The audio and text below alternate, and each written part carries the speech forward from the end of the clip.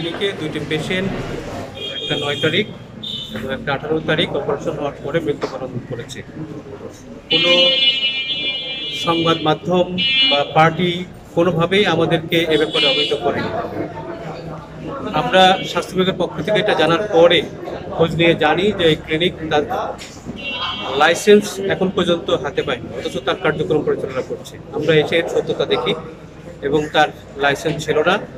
স্বাস্থ্য অধিদপ্তর কর্তৃক যে সকল নিয়ম মানা দরকার, বিশেষ করে আমার ডাক্তার এবং নার্স, সেখানে একজন মাত্র ডিপ্লোমা নার্স উপস্থিত ছিল, একজন ডাক্তার উপস্থিত আছেন, সেটা আমরা মেনে নিতে পারি, কিন্তু কমপক্ষে এখানে আরও 3 জন নার্স এই সময় উপস্থিত থাকা প্রয়োজন ছিল।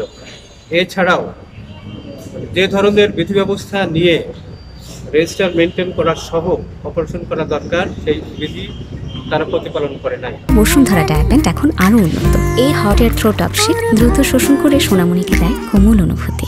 প্রথম কথা হচ্ছে যে তারা লাইসেন্স বিহীনভাবেই ক্লিনিক শুরু করেছে। প্রথম শর্তই আমাদের লাইসেন্স প্রাপ্তি এবং এরপরে আমাদের সেবা প্রদান, যেটা করে নাই।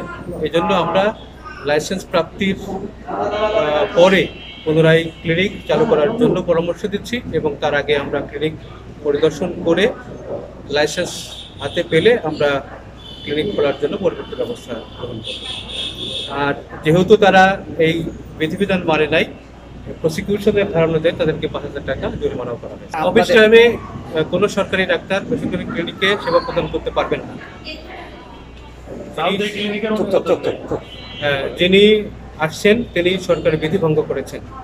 আমরা বিধি মোতাবেক অন্য ডিপার্টমেন্টে হওয়া তাকে সেই ডিপার্টমেন্টকে চিঠি দিয়ে ব্যবস্থা গ্রহণের জন্য জানাবো।